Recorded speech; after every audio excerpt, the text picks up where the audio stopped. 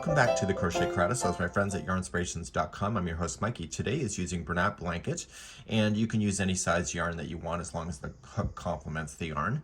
And this is done in C2C in chevron format. I've never seen this done before. I thought it was two pieces that are being done on one side and the other and then sewn together, but it's not. What is different though is that this here and this here is two different pieces, and then we're going to then follow it along to do the chevron and finish it off as one piece. And it's a really great example. So what we have here is a crochet diagram. Don't let this scare you. And what's happening here, as I mentioned, is that the black here is a different piece from this piece. And then once we have this done, it needs to be an even number of boxes. So when you're going to see my example coming up in just a few seconds from now, you are going to see is that it has to be an even number. So 1, 2, 3, 4 is an even number. So it can be any size that you want it to be as long as that there's an even number here. Once we have that done, we're going to put the two together, and we're going to then crochet in C2C format coming down and then back up, and then we just continue to do that all the way to the end, which I will demonstrate. I've done a practice sample and I've done two. I'll show you the first and then the second. So here we have the sample. I'm only going to show you this one actually. And what's happened is that there is an even number of boxes. So we have, just pretend there's one side. So 1, 2, 3, 4, 5, 6. 6 boxes. There's 6 on this side. 1, 2, 3, 4, 5, 6. It says in the pattern that when we go to put these together to sew this, you don't need to if you're going to do a border. I'm going to show you a little trick for that. Once you have the two sides complete, then we come down with the new color and then come all the way back up, and etc. And then once you're happy with the length of it, you can then start decreasing, and it will get more and more narrow as we come back to this point here. So it's a really neat concept. So let's talk about the actual striping that is in the pattern, because you're probably going to want to know that as well. And dog hair is included in today's tutorial. So here on the instructions, you can see on page number 2 is that they're telling you to make the first side. So what they're telling you is that you are making just the kitty corner of this. And they want the kitty corner to be a total of 22 inches wide.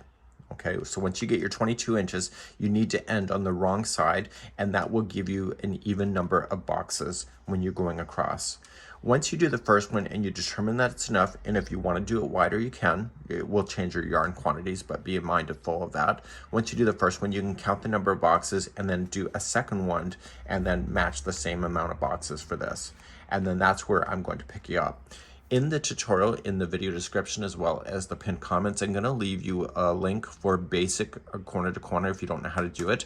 And I'm going to rely on you to get your pieces done, so 1 and 2, and make sure it's an even number. And that's where I'm going to start today's tutorial, because this is the basic principle of doing chevron today. So the orientation of these matches exactly what you need to do. So how I'm going to orientate it, I'm going to take the first one, and I want the space to be facing the center of the blanket. See the space that you normally would put your C2C in? I want you to turn it that way. Now, the other one is not in the same configuration, and what you need to do is that you got to make sure that the space is facing upward. Okay, so the chain space that you normally would do your C2C is facing up. Okay, so this one, the space is facing this way, and in this one, it's facing up.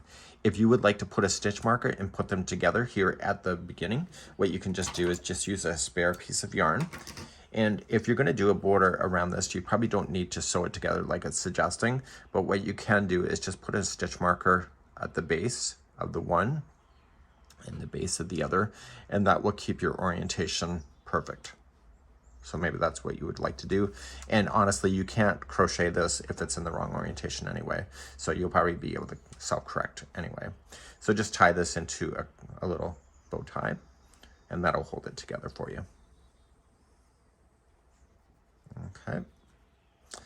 So even if it flips upside down, it would not be making sense. So what we're going to do is that we're going to pick up with the new color, and we're going to start our new color on this side. We're going to work our way down and then back up with a completely different color. And you can, and if you're going to do it the same color, there's no point in doing this concept. Let's begin to do that next. So what you're going to do is that you're going to join your new yarn at the top peak right here. Just go right into the top of the stitch. and you're going to join it. And now you're going to start this square as if it's a regular C2C that is growing out. But now what we're doing is we're focusing on just going in the vertical. We're no longer expanding outward on this side. So what we're going to do then is just chain 6. So do your 1, 2, 3. If you pinch the third one, you can have an easier time. 4, 5, 6. And right where you're pinching is the first stitch of 3. So we have 1, 2, and 3. And now you're going to treat this side like a regular C2C. So you'll just flip it up.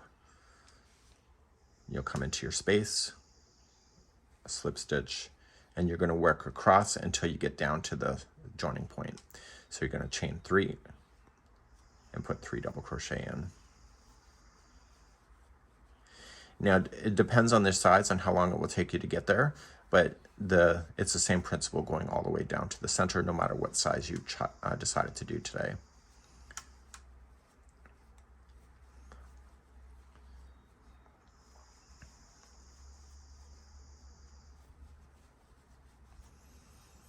Okay, so we're going to get here. So we know that the next box, when we go to join it down here, is going to be connecting to this spot here. So how we do this is that we're going to complete this box as if it's normal, so because it is. So you're going to chain 3 and put 3 double crochet into there.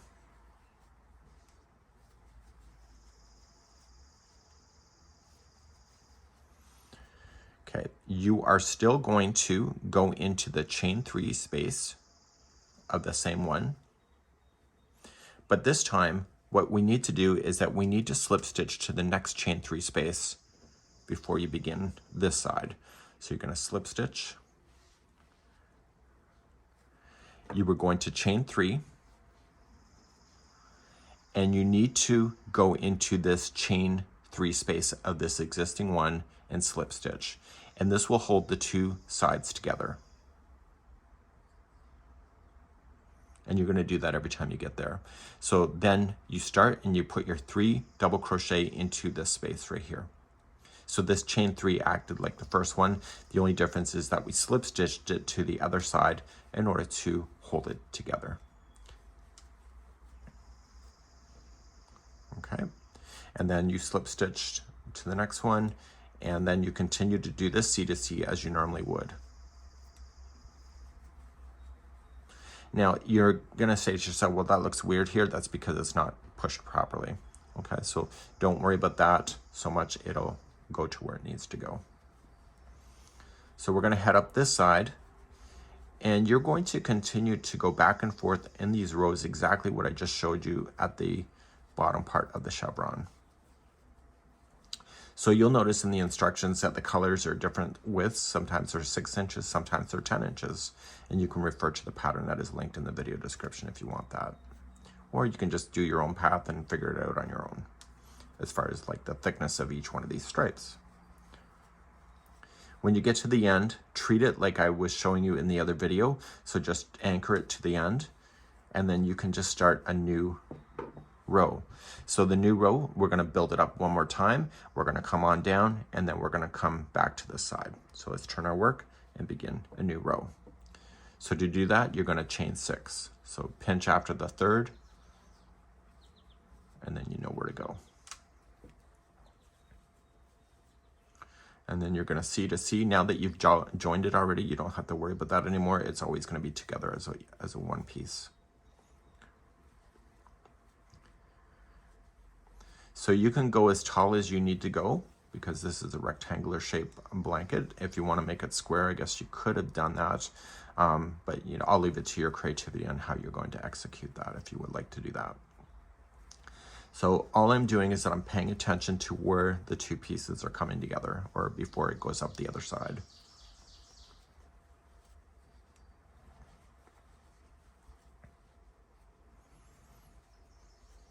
Okay, so this box here is going to be joining to this box once it's there. So we're going to complete this box like we already know it. So chain 3 and put 3 double crochet in.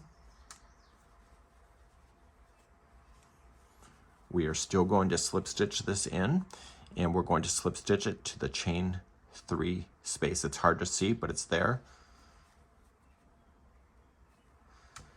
Okay, you're going to come into the next space, which is right here, slip stitch, chain 3, and then slip stitch back to this one here to keep it together. And that's considered your chain 3 to start this box, so you're going to put in your 3 double crochet. So you're essentially having 3 slip stitches, which creates the connection that makes this chevron. Okay, see that? Neat, right? So what I want to do is that I want to go to the end, and then I'm going to show you how to start decreasing at the end of this row if you would like to finish. So you're just going to go back and forth, change the colors as often or as little as you want, and really enjoy the process of this. It's a concept I've never seen done before, and this came in as a request from somebody, and I was actually quite confused about it, to be honest, because I hadn't seen it before, and I thought it was a pretty cool idea. So if I want to continue to make it longer, the blanket higher or taller, just continue to chain 3 and then put in my last piece here, the 2 double crochet, and then the third one will be on an anchor spot. And turn. So what happens if I want to start making this smaller? It's like a typical decrease, and what we're going to do is we're going to start decreasing to the center point of following this straight up, and we're going to do that next. In this concept, you're going to want both sides to decrease at the same time. So we're going to start, and we need to slip stitch ourselves to the anchor spot of this chain 3 right here. And so you're just going to move on over and slip as you go. Now, most tutorials, they talk about decreasing, and they always decrease and they go right to the space. If you do that, I find that it makes it look crappy. So just anchor it to the top of the chain 3, and then chain 3, and then start going down the side. So you're not chaining 6 anymore. You only chain 6 when you start, when you're going to increase a side. Okay, so we're now going to slip stitch, and what you've done now is you've officially made the turn of the blanket. So continue down this side, and so every pass you will do, you will be eliminating a box on both, on this side and the other side of your blanket. And so I'm going to treat this next one is part of the base, and so I'm going to do that box as normal, and it's just the slip stitching to join it.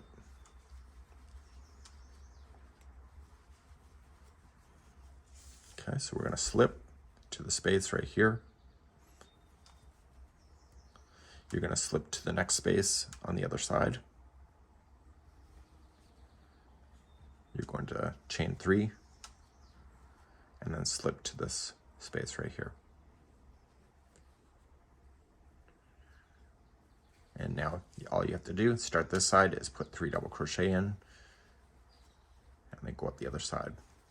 So we don't want to put another additional box at the top of this other side because we're doing a decrease. So we're going to stop before we get to, without going over the top of the of that.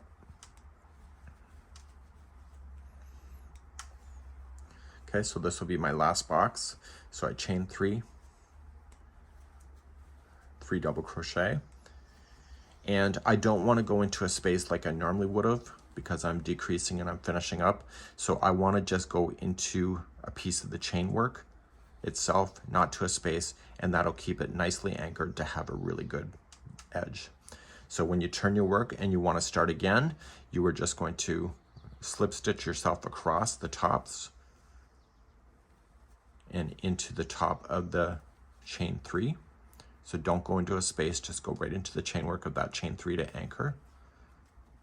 And then you start chaining 3 and then come on down. So now you've just eliminated out another box by doing this. And so then the center of the blanket is getting taller and this is staying flat, so it's just going to meet itself much earlier. So this will be the last box of the bottom.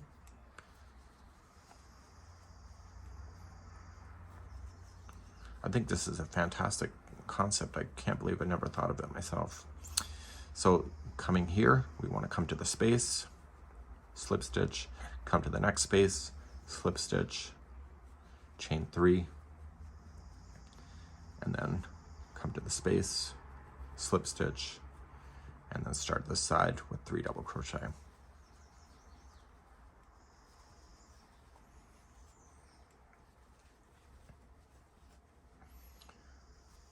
Okay, and then this is your last box because I want to stop and not grow any bigger.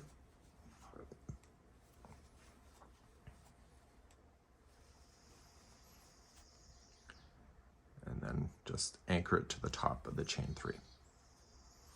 So then my next turn is going to be the very last. So I slip stitch over. I am going to show you a quick little border as well for today's tutorial as well, because I'm going to show you that you don't need to sew that piece in if you don't want to, if you're going to do a border. If you're going to have to sew it if you don't do a border. So to start again, just chain 3, and this is the final box of this side. So you're still going to do it as normal. So slip in, okay, slip over, chain 3. Now this is your very last one, so I would slip it to the anchor spot to hold that into that exact positioning so to have the nicest looking edge, and then continue to go. Into your next one as if you're going up a hill, but it's technically your last box. And on your last box here, I would then anchor it to the top like you normally would have, and you're officially done. So you can see that you've done a chevron.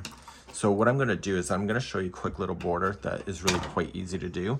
And I will start off down in the edge here just to make it, doesn't matter which side that you start, but I'll start off down here and I'll show you how you can join these two together, and I'll be right back in a moment.